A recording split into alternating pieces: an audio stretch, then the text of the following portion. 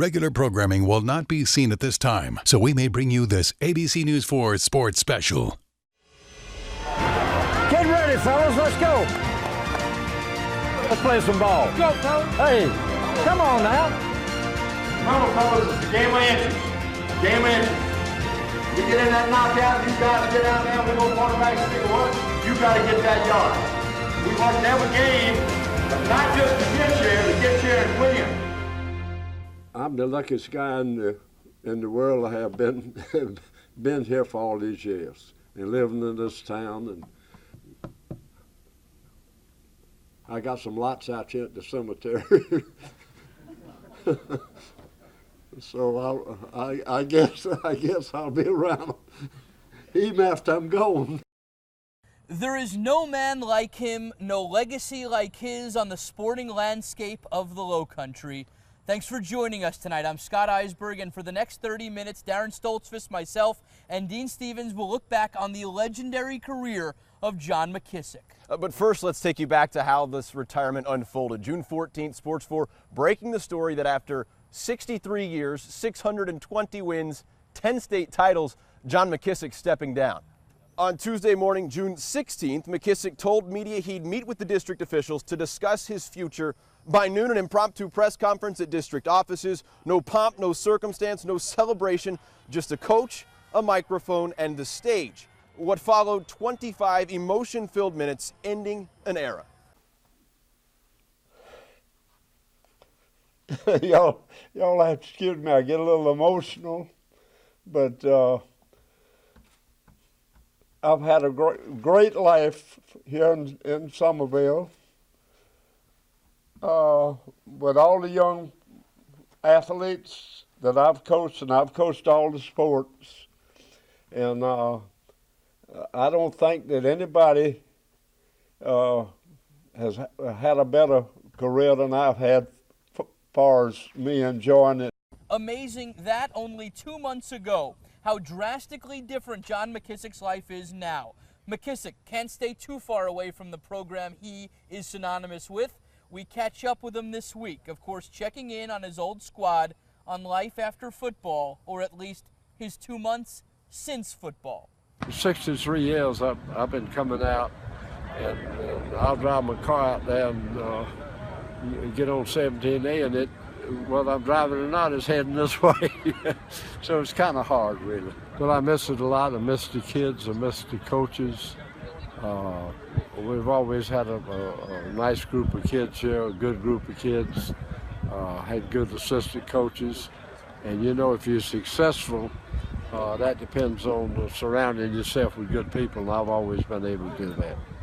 Nobody at Channel 4 has covered John Mckissick for longer than our own Dean Stevens. The former sports director at our station now takes a look back at some of the old video he shot of Coach. Research 60-plus years of John Mckissick, and this is what you find. Decades of video, but not 6 decades. In fact, to find the early years of John Mckissick on video, well, we had to turn to this. Film. It could only be described as an uncomparable ride. That's good. Thank you. A ride that began in 1952 when Somerville High School hired a 25-year-old Kingstree native, John Mckissick, and it didn't take long for him to win his first state championship.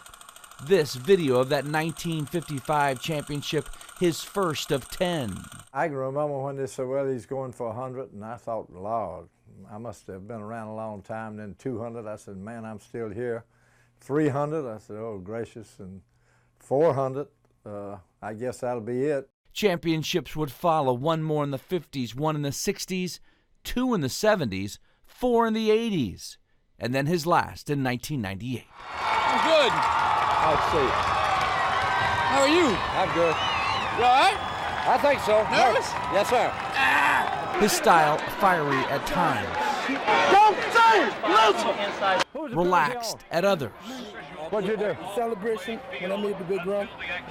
Well, you know better than that, don't you? Listen, You made a good run. I was so excited. Yeah, but next time we won't do it, right? Yes, sir. The results unmatched. His 500th win came in 2003. You're going to have to go back now. We're in jumbo. Got to score. Got to score.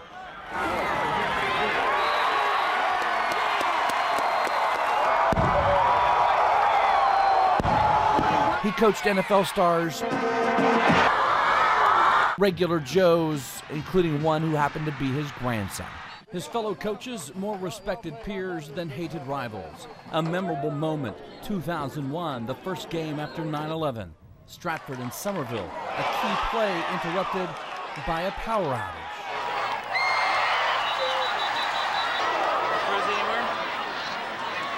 You turn the lights out, we'd have a touchdown. Yeah, matter of fact, don't ring. We did. Wins would follow, 621 in all. A son set on a coaching career, never to be duplicated. What all this videotape doesn't show you, the professionalism and decency of a man who dealt with the media on a level most coaches would only hope to copy. Scotty, Darren? So where does the Green Wave go from here? Who can take over a program that has been under one man's watch for 63 years? As we reported the night we broke this story, the Green Wave turning on an interim basis to probably the guy that knows him better than anyone else on his coaching staff, his grandson. Somerville promoting their offensive coordinator and former quarterback Joe Call. More importantly, the grandson of John Mckissick. The shoes for Call to fill are monumentally big, the challenge gigantic, but for Call it's about honoring his grandpa while keeping things pretty familiar. When he finally was able to retire, I knew he was at peace with it, because I knew he knew that things were going to continue as is. That the next day, Somerville football was going to be the same that it was the day before. And he would not have retired if he knew that things were going to be different. We're not going to change anything. Why change anything? It's he's built a powerhouse for 63 years. Why change anything? Let's just continue as it's going.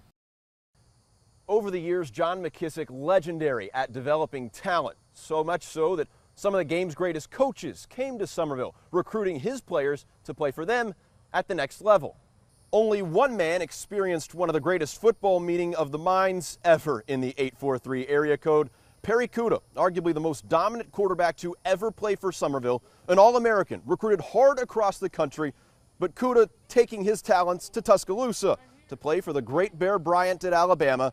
Now back home in Flourtown, running his restaurant, Perfectly Frank's. Kuda, the only man who could ever say he played for the college legend, Bear Bryant, and the high school legend, John Mckissick. He saw those two interact during his recruitment. They're two very similar, very hard-nosed, old-school. Both of them used to say all the time, hard work always pays off. It'll always pay off, no matter. It might take longer sometimes than the easy way out, but even in the restaurant business, it's a hard thing to do. It's an everyday grind, and because of those two, I've learned how to do it. And when it gets tough for me, I think about those two. I actually have had pictures of both of them in the kitchen and gone, I'm washing dishes at 11:30 at night after a big day and gone, I can't quit now. For 30 years, Perry Kuda, the biggest recruit to ever come out of Somerville.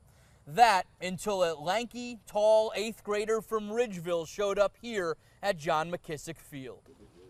A.J. Green, the best athlete to ever don the green and gold. Flat out, for 5 years, A.J. shined for Somerville. He couldn't do anything wrong. Of course, it took nearly 50 years to get that 1 in a million prospect, but John Mckissick got him. Now A.J. a full-fledged NFL star, but taken back to his high school days when he heard the news about Coach. I know it's coming, but man, I never knew when, but he'd been around here so long, did a lot of great things for the community and his football team. He has nothing else to prove, so it's a great way to go out. What kind of impact did he have on you as a football player, where you are right now? I think he instilled in just not me and just the team as, you got to work hard. Hard work pays off. A winning tradition. So I think he put a lot of great values in, where I'm at today. Of course, the people of Somerville will never forget the basketball championship that A.J. won. In 2008, the Somerville basketball team winning a miraculous state title over Spartanburg. They won that state championship for Louis Mulkey. Mulkey, one of the 9 Charleston firefighters that perished that horrible night at the Sofa Superstore. It hit home here in Somerville. John Mckissick coached and hired Louis Mulkey here at Somerville High School. This part of the story myself and then sports director Josh Morton did on Mulkey and McKissick the day after the fire. More than just a name, more than just a face. Somerville High School mourns the loss of one of its own today. A tragic day for us, and he was a people's person. The kids loved him. We loved him. Everybody liked Louis. So a somber day here at Somerville High School, but from talking to those who knew Coach Mulkey, it's pretty apparent he had a love for firefighting and a love for coaching. He loved everything about it, and like I was telling you, I can see him right now going in there to try to save somebody. McKissick knew Mulkey since he was a high school football player in the early 90s. He graduated from Somerville in 1991. He loved being a firefighter, but he loved Somerville High School too. And on all his spare time, he was out at Somerville High School. He was out there yesterday afternoon, late yesterday afternoon before he left, and we're gonna certainly miss him.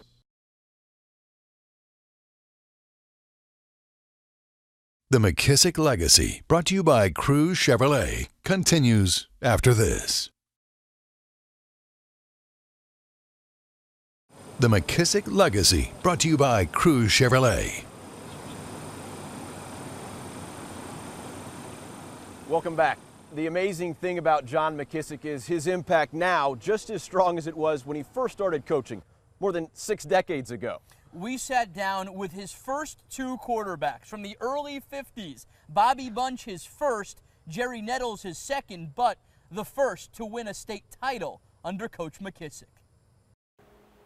He called me and I said, now are you talking about the greatest coaches of all time like Bear Bryant, Bud Wilkinson, Bobby Bowden, Joe Paterno, or a guy that's won twice as many games as either one of those? He said, no way. He said, well, here's his name, Coach John McKissick. Here's the phone number, and his wife is going to answer the phone. They say the bond between coach and QB is a special one. In the town of Somerville, that is unquestionably correct. I feel very blessed that he came into my life when I was a junior in high school.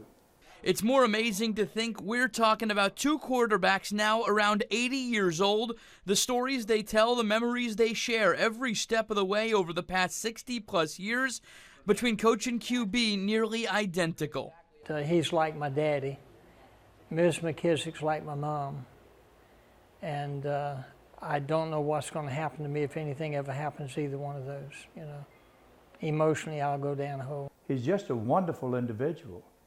One of the most inspirational people I've ever met in my life.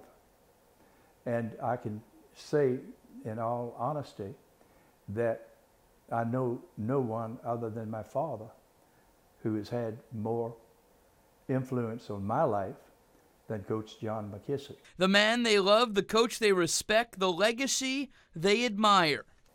I moved back to Somerville so that my children could play for Coach McKissick. I wanted them to play for him so that they could have the same upbringing that I had had and learn the same lessons from him. To them, it's a day they never thought they'd see, a career they couldn't imagine they'd see end, a legacy, a bond that will live on longer than any of them. One time I said, Coach, it's good talking with you, I love you. And he said, me too. And I said, Coach, I love you.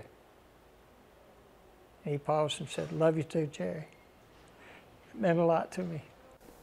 I say that we have been blessed in Somerville to have him. Amen. It is hard to find anyone in Somerville not impacted by John McKissick. Some families have deeper ties than others, none stronger than the McCurry family. 3 generations of McCurrys have played for Coach. Grandfather Olin, a longtime Somerville assistant. Then came his son, Comp McCurry. He's been on Somerville staff for over 20 years now. And Comp even got to coach his son, Mac, at Somerville. Amazing how one man, John McKissick, can mean so much to the fabric of one family in Flowertown.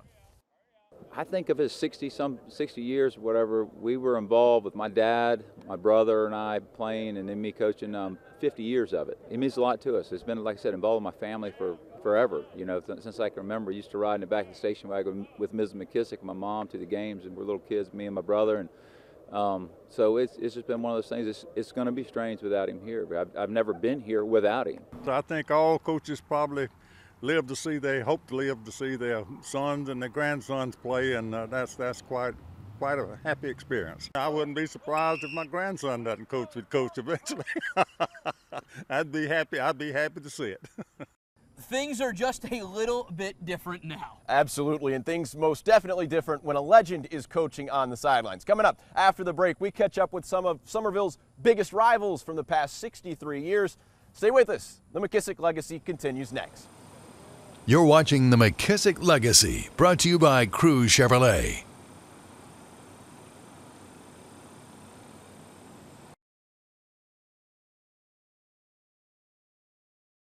The Mckissick Legacy, brought to you by Crew Chevrolet. Welcome back to John McKissick Field, where week in, week out, Coach has a saying to the media. We're everybody's rival. But only a handful of teams actually on the other end of that, being Summerville's rivals. But no matter your team's standing or your coaches against John McKissick, when they stood on the other sidelines against the legend, that's something that stuck with them. So we should blow this little guy up. Looks like we could. When you're a head coach for more than a season or two, you are bound to make some enemies, especially if you're good, like 10 state titles good. Our rivalry was one of the greatest rivalries this low country's ever seen, maybe in the state. Y'all played a lot better this week than y'all played last week. Many games had to shut the stadiums down because you couldn't fit another soul in there. Stick around 63 years as everybody's rival. Everybody wants to see Somerville play, and they're staying here to see you play. You're bound to make more than a few friends. You know, we're definitely losing a legend. You know, Alabama has Bear Bryant, and South Carolina has John McKissick. I still live in Somerville, coached there 25 years. I mean, boy, it's going to be different without John McKissick. I don't know, man. It's going to be like a ghost is walking around there, I guess. It's going to be funny looking across that and not seeing him. He beat me more than I beat him, but I'm still proud of all those games, whether we won or lost, because the example he set raised the bar for everyone else. And when I took that job, my number one goal was we're going to beat Somerville. McKissick, no true peers or coaching equals, but the guys that went up against the legend each Friday night, not enemies, more like friends, maybe even fans. I mean, 63 years. I mean, 63 years of doing anything. I mean, I just hope I live 63 years. You know, I mean, he's been coaching football longer than I've been living, and I'm old. They've only had 2 losing seasons in those years. And being a head coach myself, football coach, I know how hard it is to win football games, and to have only 2 losing seasons, pretty impressive. An impressive run, more wins than any other football coach, period. But his impact, much bigger than any one of those 620 W's. At 3 o'clock on Friday afternoon, all the businesses would close. They'd close the side streets down, and everybody would go to a football game. You know, I hear the stories in Texas, and I hear the stories. I don't think there's anything that'll ever be like that again. The impact he's had is probably greater in terms of longevity and numbers of souls he's reached, greater than anyone's ever coached a game. You would expect John McKissick to make an impact on the lives of players and coaches. But how about referees? And nobody in the Low Country known more for being a referee than longtime official in the SEC, Penn Wagers, now entering a new campaign as a ref in the ACC. The longtime Somerville resident actually got his start under the Friday night lights here in the Low Country. His kids even playing for John McKissick. Wagers, for the past 13 years, one of the most well-known referees across the conference. But long before that, how about calling John McKissick's record-setting 406th win, a night he still cherishes. Wagers, still literally with a shrine to McKissick in his Dorchester County home, mementos to honor a legend. All the people that wanted to play, all the parents that wanted to have their sons play for Coach McKissick, those are just unique things. And Somerville, who knows? If John McKissick had never come, would it be like it is right now as far as Somerville High School? No one really knows that. But I think that Coach McKissick, when he came to Somerville back in those early days, that it's just been an amazing run, and what a diplomat all the way through for Dorchester County and Somerville and the state of South Carolina. It is crazy to think that the refs on the field in awe of the guy on the sideline yelling at them. But Scotty, someone probably not exactly in awe of John McKissick Mrs. Mckissick. We catch up with Ms. Joanne next when the Mckissick Legacy continues.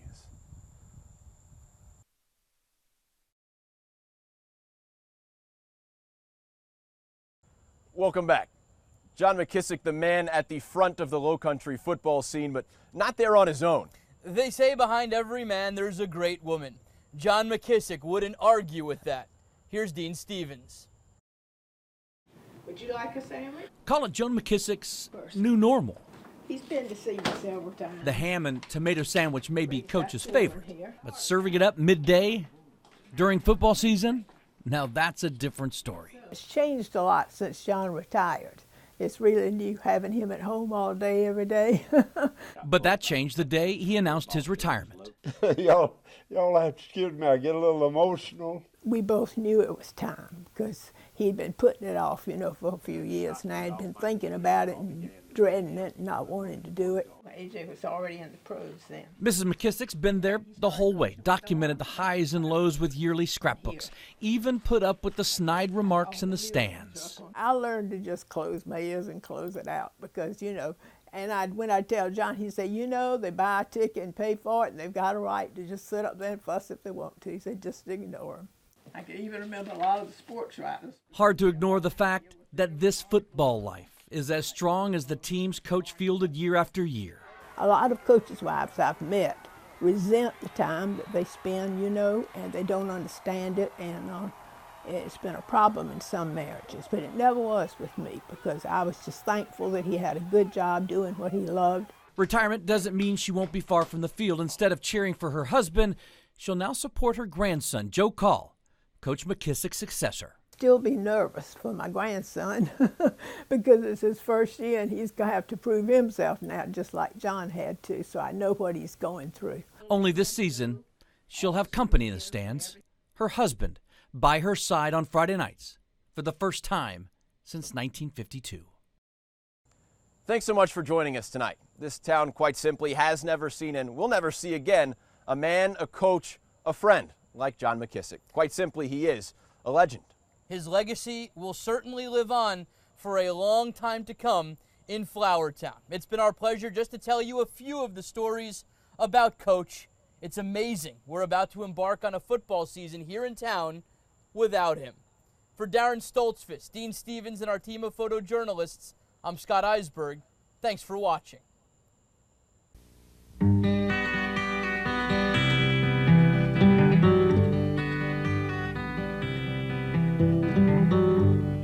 Photographs and memories, Christmas cards you sent to me, all that I have are these to remember you.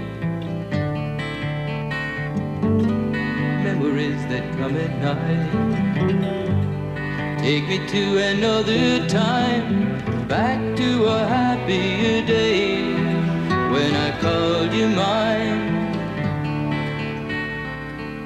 But we sure had a good time when we started way back when. Morning walks and bedroom talks, oh how I loved you then.